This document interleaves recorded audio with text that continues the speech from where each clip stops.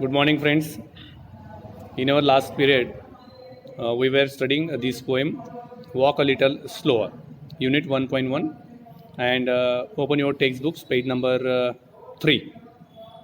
In our last period, we were discussing about these activities, including my thoughts and so on. आता आपण पुढे सरकणार आहोत. त्या दिवशी मी तुम्हाला सांगितलं होतं की ह्या ॲक्टिव्हिटीज आपल्या झालेल्या आहेत आणि काही होमवर्क असाइनमेंट म्हणून सुद्धा तुम्हाला मी काही ॲक्टिव्हिटीज ऑफर केलेल्या होत्या. I hope that you all might have completed those exercises or the activities in a notebook.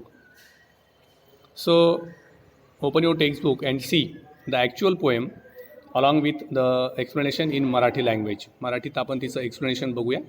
कविता खूप छान आहे आणि मागे मी तुम्हाला सांगितलं होतं की the poet of this poem is unknown. म्हणजे या कवितेचे कवी जे आहेत ते अननोन आहेत. अननोन म्हणजे अनोळखी, त्यांचं नाव इथे नाही. Generally the name of that particular poet is written at the end of the poem. म्हणजे कवितेच्या शेवटी कविता कोणी रचलेली आहे ते कवींचं नाव लिहिलेलं असतं. या ठिकाणी सुद्धा नाव लिहिलेलं आहे, but who is that poet, that is unknown. म्हणजे कवी कोण आहेत ते अनोळखी आहेत. म्हणजे कोणी exact we don't know the name of that poet who has compose this poem. Okay, suppose if any question regarding the poet of this poem is asked in the question, that question is poem for appreciation. Poem for appreciation या नावाचा जो प्रश्न असतो, या प्रकारचा जो प्रश्न असतो, त्याच्यामध्ये अशा प्रकारचे प्रश्न 5 मार्काचा प्रश्न असतो तो आणि 1 मार्काचे ते प्रश्न असतात. तर 1 मार्कासाठी हा प्रश्न विचारला जातो की who is the poet of this poem. कवितेचे कवी कोण आहेत. तर असं जर असलं तर इथे कवींचं नावच नाही तर कदाचित तुम्ही गोंधळात पडाल की इथे नाव नाही, मग काय करायचं, ते प्रश्न सोडून द्यायचा का. नो, तुम्हाला असंच लिहायचं आहे. Suppose if the question is asked that who is the author or who is the poet of this poem, then your answer should be in this way, that the poet or the author of this poem is unknown. असं लिहायचं. या कवितेचे कवी हे अनोळखी आहेत असा त्याचा अर्थ होतो. Okay okay then let us see the poem. This poem has 4 stanzas. या कवितेमध्ये किती कडवे आहेत? 4 कडवे आहेत. स्टांजा मीन्स कडवे, second, third and last one is fourth. So this poem has 4 stanzas. या कवितेमध्ये 4 कडवे आहेत. आता प्रत्येक कडव्यात कवी काय म्हणतात बघा, मी वाचतोय, हे कडवं वाचतो. Walk a little slower daddy, said a little child so small, I am following in your foot steps and I don't want to fall.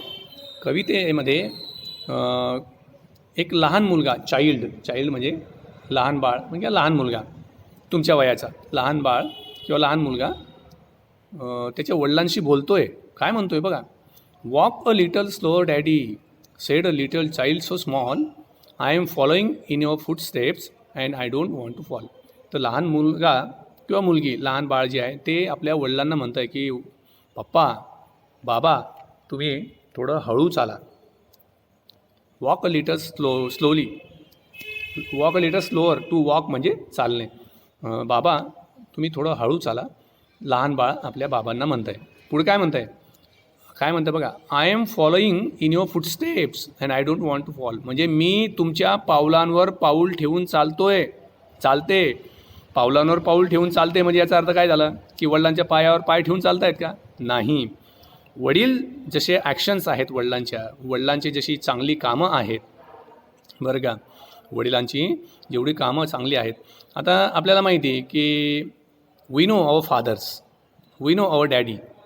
आपल्याला आपले वडील माहिती आहेत की he gets up early in the morning, he completes his all works, jobs, and after completing his jobs he returns his home and he takes care of all family members as usual.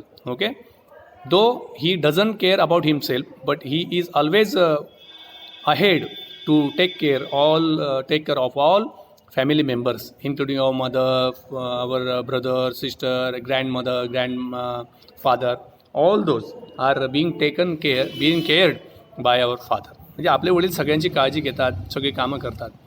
म्हणजे एकंदरीत काय की वडिलांची सगळी कामं ही चांगली असतात. म्हणून ते लहान बाळ काय म्हणतंय, आता इथे फुटस्टेपचा हा जो अर्थ आहे ना, हा थोडा सिम्बॉलिक आहे.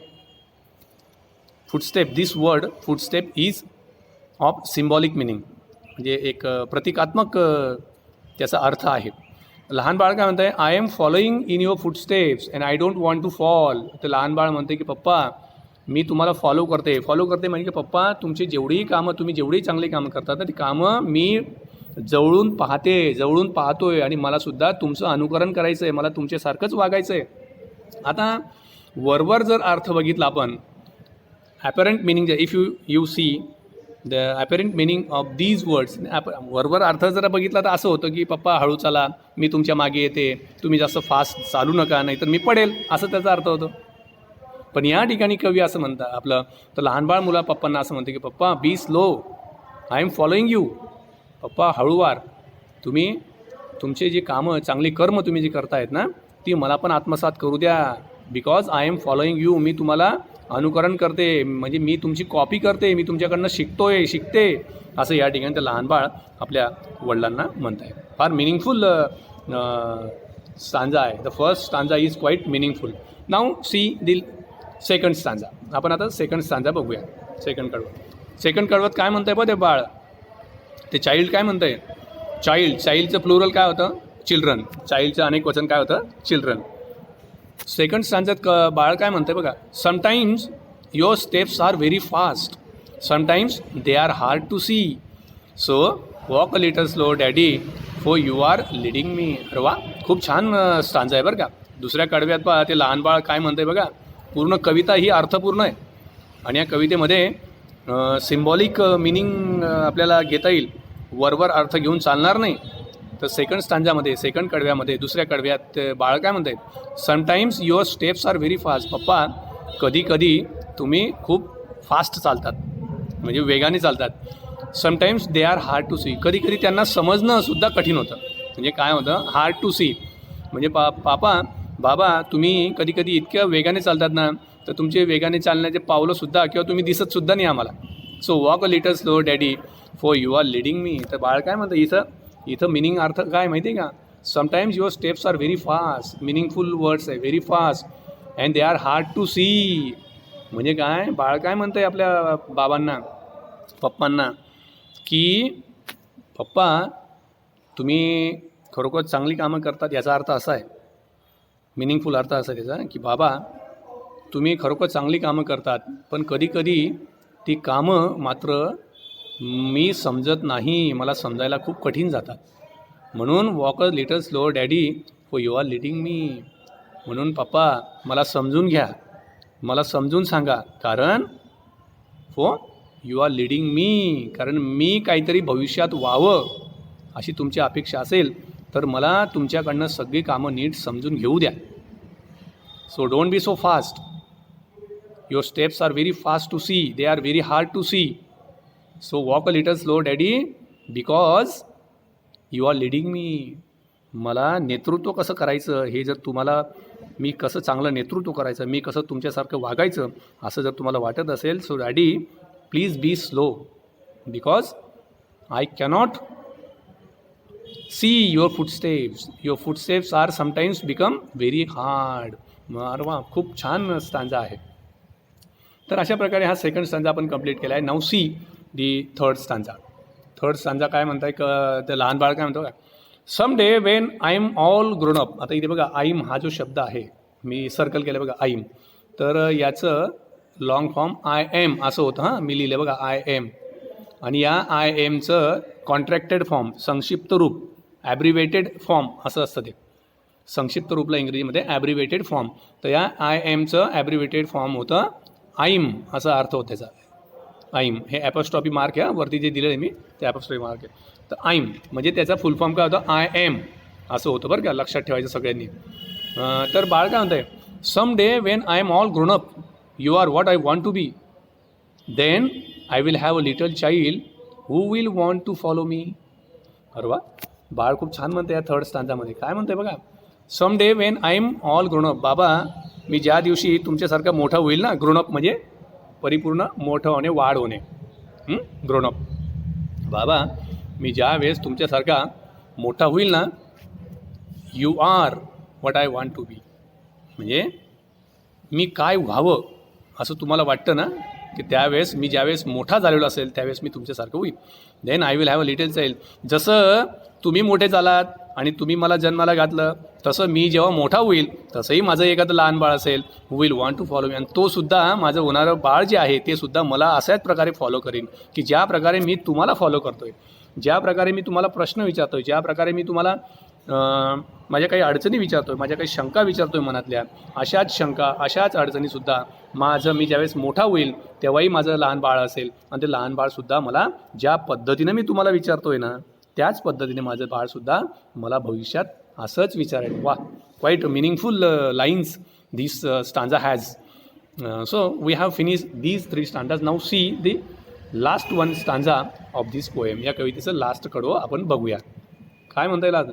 And I would want to lead just right, and I would want to lead just right and know that I was true. So walk a little slow daddy for I must follow you. तो लहान बाळ काय म्हणतो? And I would want to lead just right. आणि तो लहान बाळ म्हणतो की मला जीवनामध्ये नेहमी चांगलंच काम करायचं आहे आणि चांगल्या मार्गानेच मार्गक्रमण करायचं आहे. माझ्या हातून जेही चांगली कामं होणार आहेत, जशी तुम्ही करतात तशीच कामं माझ्या हातूनसुद्धा योग्य प्रकारची खरी प्रामाणिक true works should be done by me. बाळ म्हणतं and I would want to lead just right. आणि मला नेतृत्व हे चांगल्या मार्गानेच करायचं आहे. And know that I was true. आणि मला माहिती आहे की तुम्हालासुद्धा माहीत होईल की मी नेहमी खरा होतो, की मी खराच होतो, असं सत्य होतं माझं, असं माझी विचारसरणी जी आहे ही खरी होती. So walk a little slow daddy for I must follow you. पप्पा बी स्लो, मी तुम्हाला फॉलो करतो आहे, मी तुम्हाला फॉलो करायलाच पाहिजे. मस्त हे मॉडल ऑक्झिलरी वर्ब आहे, लक्षात. म्हणजे कंपल्शनासाठी आहे. कंपल्शन म्हणजे आपण म्हणतो ना यू मस्ट डू इट, तू हे करायलाच पाहिजे. तर या ठिकाणी वाक्य for I must follow you, आणि मी तुम्हाला तुमचं अनुकरण केलंच पाहिजे. So daddy please be slow. तुम्ही जे काही चांगलं काम करताय ते कामं सगळे मला आत्मसात करू द्या, मला शिकू द्या. माझंही भविष्यात मी जेव्हा when I will be fully grown up like a man, like a grown up person, then I would have a little child too. माझंसुद्धा लहान बाळ असेल. And that little child of mine would also raise some questions, some difficulties and to me, and he would also ask me some questions regarding what I am asking you today. So I am leading, just I am copying you. मी तुम्हाला copy करतोय, मी तुम्हाला तुमचं अनुसरण करतोय. म्हणून please be slow. So please try to understand me so that I can lead in my right way. योग्य रस्त्यावरती मार्गक्रमण करेल. अशा प्रकारची ही कविता होती. आपण इथे कविता संपवली. कवितेचे कवी हे अननोन आहेत, अनोळखी आहेत. So students, very nice poem it is, and I hope that you all might have understood this poem. Today we stop here. We will see next activity, English workshop, in your next period. Till then, goodbye.